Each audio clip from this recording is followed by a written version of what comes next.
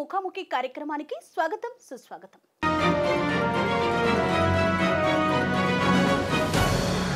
ఈనాటి మన ముఖాముఖి కార్యక్రమంలో 40 సంవత్సరాల రాజకీయ జీవితంలో ఎల్లప్పుడూ ప్రజా సమస్యలపై పోరాటం చేస్తూ ప్రత్యర్థులు ఎంతటి వారైనా సరే వారిని ప్రశ్నిస్తూ ప్రజలకు న్యాయం చేస్తూ Boduppal municipal corporation federation chairman గా బాధ్యతలను నిర్వహిస్తున్నటువంటి రాపోలు రాములు గారు ఈనాటి మన ముఖాముఖి కార్యక్రమంలో మనతో ఉన్నారు. సార్ నమస్కారం సార్. 40 సంవత్సరాల రాజకీయ జీవితంలో ఒకప్పటి రాజకీయాలకు ప్రస్తుత రాజకీయాలకు ఉన్నటువంటి వ్యత్యాసం ఏంటి సార్? అప్పుడు ఎలా ఉండే, ఇప్పుడు ఎలా ఉంది? ఆ రోజులలో రాజకీయాలకు ఒక విలువ ఉండేది, రాజకీయ నాయకుడు అంటే గౌరవం ఉండేది, ఒక మర్యాద ఉండేది, సమాజంలో ఒక స్థాపన ఉండేది, ఒక మంచి గౌరవం ఉండేది. ఆ రోజు రాజకీయ నాయకుడి మీద మచ్చ వచ్చిందంటే ఇమ్మీడియట్గా పదవి నుంచి వైదొలగటం. ఏ కేంద్ర మంత్రిగా సపోజ్ రైల్వే శాఖ మంత్రి ఉన్నాడు, ఒక రైల్వే యాక్సిడెంట్కు నైతిక బాధ్యత వహించి రాజీనామా చేసినటువంటి పరిస్థితి గతంలో. నాకు అవసరం లేదు ఈ పదవి.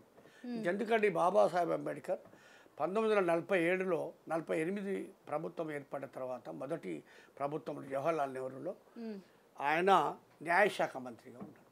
ఓకే, న్యాయశాఖ మంత్రిగా ఉండి అనేక సంస్కరణలు తీస్తున్న క్రమంలో ముఖ్యంగా మహిళలు హిందూ కోడ్ బిల్ అంటారు దాన్ని. ఆ హిందూ కోడ్ బిల్లు ద్వారా ఏంటిది అంటే మహిళలకు కూడా సమానమైనటువంటి ఆస్తి హక్కులు కలిగి ఉండాలి. ఒక తండ్రికి కొడుకు బిడ్డ పుట్టినప్పుడు కొడుకుకేమో భూములు చెందుతుంది, హక్కులు చెందుతున్నాయి, బిడ్డను మాత్రము బయటికి పంపి చేతులు తిప్పుకునే పరిస్థితి మారాలి.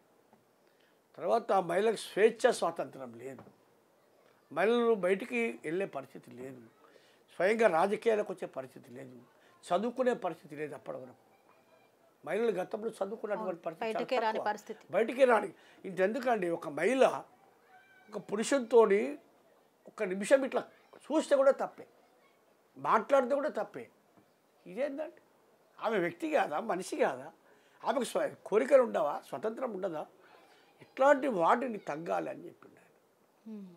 తీసేయాలి. ఈ సమాంతర మహిళలకు ఉన్నటువంటి హక్కుల విషయంలో సమాజం మార్పు రావాలంటే చట్టం రావాల్సిన అవసరం ఉంది. అదే హిందూ కోడ్ బిల్. ఆస్తిలో హక్కు ఉండాలి. తర్వాత ఆమె విడాకులు, భర్త విడాకులు ఇచ్చి ఎలగొట్టుడు కాదు, భార్య నచ్చకపోతే భార్య కూడా విడాకులు ఇచ్చి వెళ్ళిపోవచ్చు. తర్వాత ఇప్పుడు పిల్లలు కానీ భార్య భర్తలు ఉంటే దత్తత తీసుకుంటారు పిల్లల్ని. దత్తత ఎవరు తీసుకుంటారండి? తండ్రి తీసుకుంటారు. తల్లి కూడా ఉండాలన్నాడు ఆయన. తల్లి కూడా ఉండాలన్నాడు.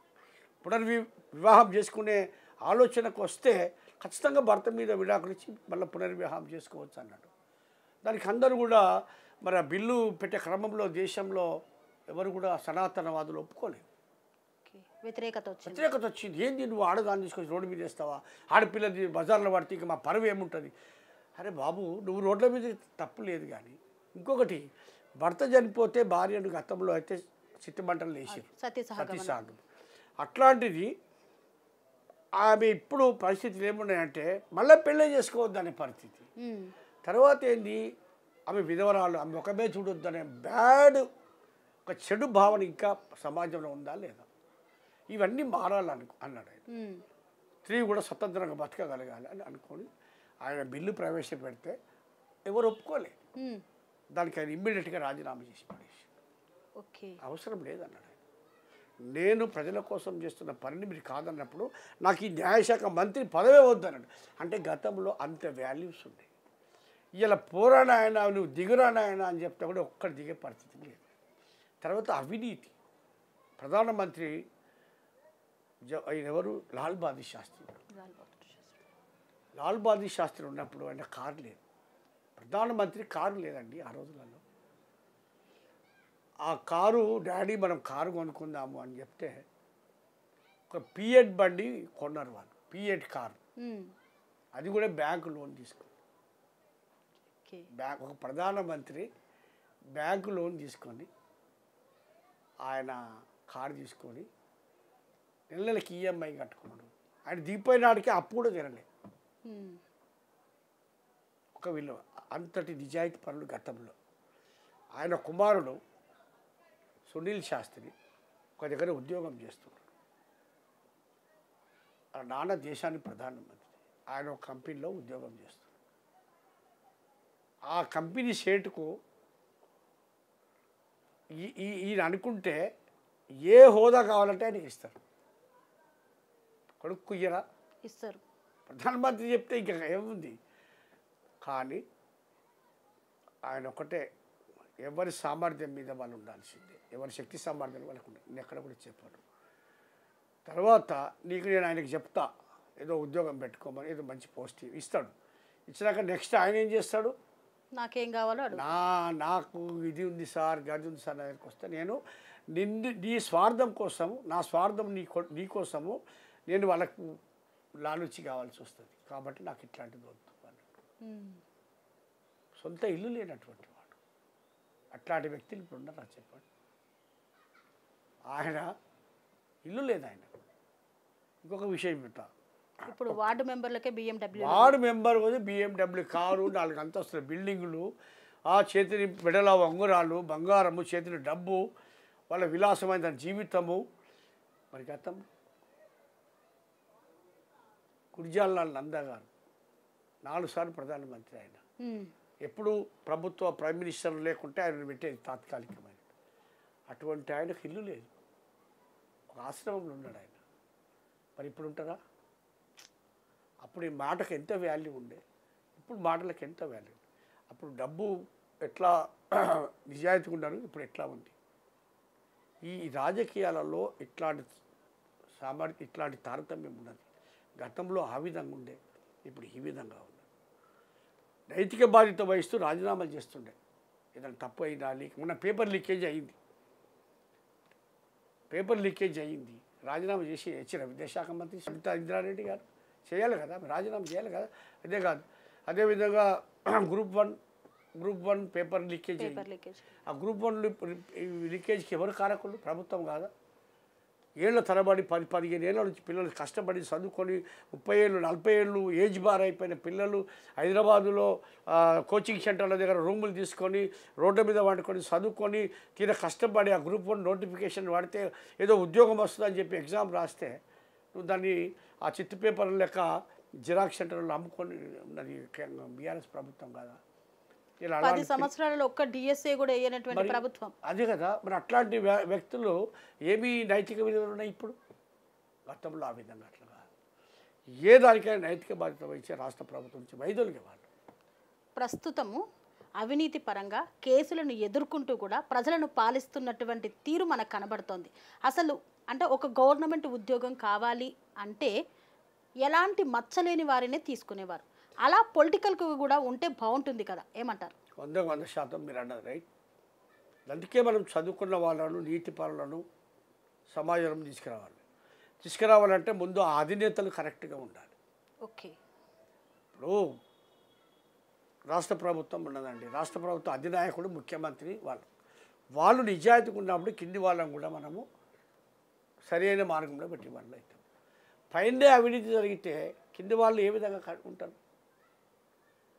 అట్లనే కేసీఆర్ ప్రభుత్వము పైన అవినీతి జరిగింది, కింది వాళ్ళని కూడా తిన్నామన్నారు, కింది వాళ్ళు కూడా అవినీతి చేసింది.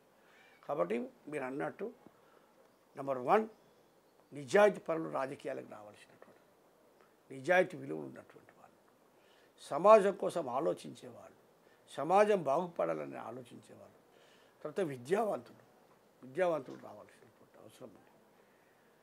తర్వాత సమాజంలో అన్ని వర్గాలకి న్యాయం చేయాలనేటువంటి ఆలోచన ప్రబలంగా వెళ్ళాలి. తప్పు చేస్తే ఇమ్మీడియట్గా మినిస్టర్ అయినా అధికారి అయినా ఇంకెవరైనా సరే ఖచ్చితంగా చట్టసభల్లో దాని చట్ట ప్రకారం శిక్షించేటట్టు ఇమ్మీడియట్గా ఉండాలి. ఇప్పుడు ఎమ్మెల్యే ఈయన గెలుస్తున్నాను ఇంకో పార్టీలో పోతా ఉన్నాను, ఇమ్మీడియట్గా ఆ పదవికి రాజీనామా చేయాలి, మళ్ళీ ప్రజా తీర్పు కోరాలి. ఇటువంటి సంస్కరణ రావాల్సినటువంటి అవసరం ఉంది. తర్వాత ఒకవేళ ఆ ఎలక్షన్ అయితే నీ రాజీనామా వల్ల నీకు 5 ఏళ్ళ కోసమో నీకు ఆడ ఇచ్చారు, నువ్వు రాజీనామా చేయవలసి వస్తే మళ్ళీ ఎలక్షన్ పెట్టాలి కదా. ఆ ఎలక్షన్కి అయ్యే ఖర్చు కూడా ఇతనే భరించాలి, అతని మీద పెట్టాలి. అట్లా ఇంకా రాజీనామా చేయరు. అట్లా అంటే రాజీనామా చేయకుంటే వేరే పార్టీకి అయితే బర్తరఫ్ అయిపోవాలి, ఆటోమేటిక్గా డిస్క్వాలిఫై అయిపోవాలి. డిస్క్వాలిఫై అయిపోయిన తర్వాత ఈ ఎలక్షన్ ఈ ఖర్చు ఏదైతుందో అతని మీద వేయాలి. అంటే ప్రజాధనం వృధా కావద్దు. నువ్వు రాజీనామా చేయటం వల్ల మరి ఈ డబ్బంతా పెట్టి ఇక్కడ మళ్ళీ ఎలక్షన్ పెట్టాలి కదా, ఎంత ఖర్చు, ఎంత టైం వేస్ట్, ఎంతమంది పనులు పోడగొట్టుకుంటారు, ఎంత ఆఫీసర్లు పనిచేస్తారు, ఎంతమంది ప్రజలకు ఇబ్బంది. కాబట్టి ఇవన్నీ కూడా ఖర్చులు ఎవరు పెట్టాలంటే నీ స్వార్థం కోసం నువ్వు ఇతర పార్టీలో పోయినావు కాబట్టి నువ్వు నీ దగ్గర నీ ఆస్తిని అంతా జప్తు చేసి ఇక్కడ పెట్టాలి. ఈ విధానం రావాలి, అప్పుడైతే కొంత సిస్టమేటిక్గా మారుతుందంటే. ఓకే.